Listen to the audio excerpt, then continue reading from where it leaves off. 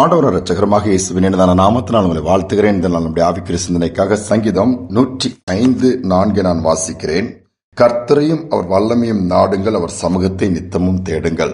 ஆண்டுடைய சமூகத்தை நித்தமும் தேடும்படி ஆண்டவர் சொல்லுகிறார். பிரியாரிட்டி ஃபர்ஸ்ட் ஆண்டவருக்கு கொடுக்க சொல்லுகிறார்.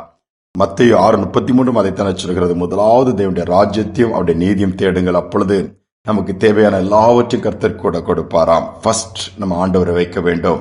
நாம் இன்று எதை முன்பாக வைத்திருக்கிறோம், எதற்கு பிரியாரிட்டி கொடுக்கிறோம்? அநேக நேரத்தில் அந்த ஆர்டர் மாறும் பொழுது காரியங்கள் தாமதமாகிறது, சூழ்நிலையும் நமக்கு சாதகமா இல்லாமல் மாறி போய்விடுகிறது. அதுதான் உண்மை. எசேக்கியா ராஜா வியாதிப்பட்டு இருக்கிறான். அப்பொழுது மரித்து போய் விடுவான் என்று சொல்லி கர்த்தர் தமது தீர்க்கதரிசி அனுப்பி சொல்லுகிறார். தீர்க்கதரிசி சொல்லிட்டு கிளம்புறாரு. ஏசாயா கிளம்பின உடனே திருப்பி அந்த ராஜா அழுகிறார். சோன்புறமாய் திரும்பி ஆண்டவரே சொல்லி உண்மை உத்தமா நமக்கு முன்பாக இருந்தேன் அழும் பொழுது அவர் கொஞ்ச தூரம் அந்த தீர்க்கதரிசி போதுமே மீண்டும் அந்த தீர்க்கதரிசி ஆண்டவர் கூப்பிட்டு போப்பான், அவன் சாக மாட்டான் என்று சொல்லி என்ன சொல்லுகிறார், குணமாக்குவேன், 3ஆம் நாளிலே ஆலயத்திற்கு போவான் சொல்லி சொல்லுகிறார். அப்போ ஆண்டவர் பாருங்கள் ஒரு அடையாளத்தை கொடுக்கிறார். ஆலயத்திற்கு அவன் திருப்பி போவான், போய் ஆண்டவரை ஆராதிப்பான். சாகிற நிலைமையில் இருக்கிறார், படுத்த படுக்கையாய். அதே ராஜாவிடம் திருப்பி போய் சொல்ல உடனே நான் ஆலயத்திற்கு குணமாவதற்கும் ஆலயத்திற்கு போவதற்குமான அடையாளம் என்னன்னு சொல்லி கேட்கிறார். பார்க்கும்பொழுது ஆண்டவர் அதற்கு ஒரு அடையாளத்தையும் காண்பிக்கிறார். பாருங்கள், ஆலயத்திற்கு ஆண்டவர் போகும்படியான ஒரு பாக்கியத்தை ஏற்படுத்துகிறார். அதற்கு தடையா இருந்த வியாதி அங்கு நீக்குகிறார். அநேக நேரத்திலே நமக்கு சில காரியங்கள் ஆண்டவருடைய காரியத்தை செய்ய முடியலையே, ஊழியத்தை செய்ய முடியல, ஜபிக்க முடியல, என்ன ஆண்டவருக்கு பிரியமா இருக்க முடியல, நிறைய காரியங்கள் திட்டமிடுவோம். எனக்கு வேலை மாட்டி விடுகிறது, பிசினஸ் மாட்டிக்கிறதுல எங்கேயாவது போய் நான் ஸ்டக் ஆயிருந்தேன். இன்னைக்கு அநேகருக்கு பிரச்சனை அதுதான், திட்டமிட்டபடி காரியங்கள் நடப்பதே கிடையாது. ஆனால் நீங்கள் ஆண்டவருக்கு முதன்மை கொடுத்து பாருங்க, காரியங்களை அழகாக முன்பாகவே அதை முடித்து விடுவார்.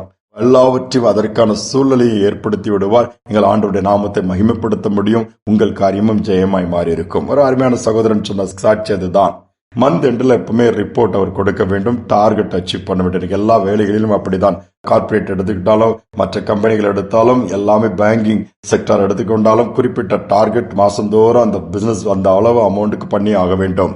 அதனால மாத கடைசில எல்லாருமே இன்னைக்கு டைட்டா கரெக்டா பிஸியா டே நைட் ஒர்க் பண்ற அளவுக்கு அப்படிப்பட்ட ஒரு அழுத்தத்துக்குள்ள இன்னைக்கு சூழ்நிலைகள் வந்துவிட்டது. அப்போ இந்த சகோதரன் மட்டும் மாத கடைசியில ஏதாவது ஊழியங்கள் கர்த்தருடைய காரியத்தை செய்யணும்னா இந்த பிசினஸ் அப்படிப்பட்ட நேரத்துல டார்கெட் முடிக்கலாம், அவர் போகவே முடியாது. இப்ப என்ன பண்ணுவாரா, அவர் ஜெபிப்பார், ஆண்டவரே இந்த டார்கெட் நான் முடிக்கலன்னா இந்த மாதிரி உங்களுடைய ஊழியத்தை நான் அந்த இடத்துக்கு போய் செய்ய முடியாது. அதனால இதற்கு முன்பாகவே எனக்கு கொடுக்கப்பட்ட அந்த டார்கெட் என்ன எவ்வளவு செய்யணுமோ அந்த பிசினஸ் எனக்கு முடிக்க நீங்க பலன் தாங்க, அதற்கான வழி வாய்ப்புகளை ஏற்படுத்தி கொடுங்கன்னு ஜெபிப்பாராம்.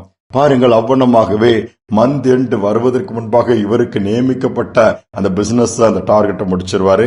மந்த் எண்டுல யாரும் நகல முடியாதானா இவர் ஃப்ரீ ஆகி தன்னுடைய ஆண்டவருடைய நாமத்தை மகிமைப்படுத்துகிற காரியத்தை அவரால் செய்ய முடியும், செய்து கொண்டு வருகிறேன்னு சொன்னார். யோசித்து பாருங்கள், இதுதான் காட்ஸ் டூயிங், ஆண்டவருடைய செயல். நாம் ஆண்டவருடைய காரியத்திற்கு, ஆலயத்தின் காரியங்களா இருக்கலாம், ஊழியத்தின் காரியங்களா இருக்கலாம், அவரை மகிமைப்படுத்துகிற காரியத்திற்கு பிரியாரிட்டி கொடுத்து பார்ப்போம் என்று சொன்னால் நம்ம காரியத்தை எளிதாகவே அதற்கு முன்பாகவே முடிக்கும்படியாக கர்த்தர் கிருபை கொடுப்பார். உடனே ஆண்டவருடைய காரியத்தை நம்ம சந்தோஷமா செய்வதற்கு அது ஏதுவாய் மாறிவிடும். எசேக்கியா ராஜாவை குணமாக்குகிறார், அவர் ஆலயத்திற்கு போய் ஆண்டவரை மகிமைப்படுத்துகிறார்.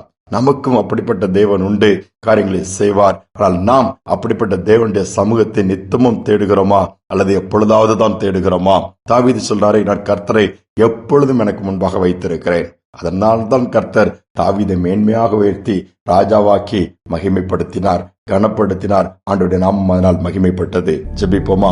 எங்கள் அன்பின் பரலோக தகப்பனே, இந்த புதிய நாளுக்காக நன்றி செலுத்துகிறோம். இந்த காலை நேரத்தில் நம்முடைய சமூகத்தில் நாங்கள் நிற்கிறோம் அப்பா.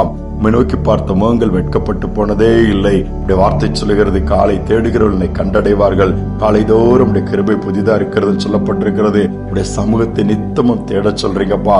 உடைய வல்லமையை நாடும்படியா சொல்லி இருக்கிறீங்க. இந்த நாளிலும் கூட உடைய சமூகத்துல தாழ்த்தி வந்து நிற்கிறோம். இந்த நாளில் யாரெல்லாம் உம்மை முன்பாக வைத்திருக்கிறார்களோ உம்முடைய சமூகத்துல வந்து காலையிலே ஜெபித்து இந்த நாளை ஆரம்பிக்கிறார்களோ அத்தனை பேருக்கும் அந்த நாள் ஜெயமுள்ளதாய் மாறட்டும். சத்துருவின் கிரியைகள் அழிக்கப்படுவதாக, சூழ்நிலைகள் விரோதமா இருக்கிற தடைகள் எல்லாவற்றையும் மாற்றி எம்ம பிள்ளைகளுக்கு காரியங்கள் சாதகமாகட்டும் அப்பா. இரே மகிமைப்படுகிற நாளாய் இப்படி பிள்ளைகளை கனப்படுத்துகிற நாளாய் இந்த நாளை மாற்றிக் கொடுங்க. பலவீனமா இருக்கிறவர்களுக்கு ஜெபிக்கிறேன். ஐயோ, பலவீனமா இருக்கிறதுனால ஆலயத்திற்கு போக முடியவில்லை, என்னுடைய பணிகளை செய்ய முடியவில்லை, குடும்பத்தை பார்க்க முடியவில்லை, எவ்வளவோ மருத்துவ செலவுகள், எவ்வளவோ காரியங்கள் எனக்கு வேதனைப்படுகிறேன் சொல்லி அங்கலாய்க்கிற பிள்ளைகளை இன்றைக்கு வல்லமை இறங்கி தொட்டு சுகமாக்குவதாக, கரத்தை நீட்டி தூக்கி விடுவீராக. மகிமையான காரியங்களை செய்யும். தாழ்த்தி ஒப்புக் கொடுக்கிறேன். துதிகன மகிமை ஏற்றுக்கொள்ளும். இயேசுவின் நாமத்தில் வேண்டிக் கொள்கிற நல்ல பிதாவே, ஆமேன், ஆமேன். ஆண்டவருடைய சமூகத்தை நித்தமும் முதலாவது தேடுங்கள். எல்லாவற்றையும் கர்த்தர் நமக்கு முன்பாகவே முடிக்கும்படியான பாக்கியத்தை கொடுப்பார். இந்த சிந்தனையோடு நாளை தொடருவோம். மீண்டுமாய் நாளை தினம் சந்திப்போம்.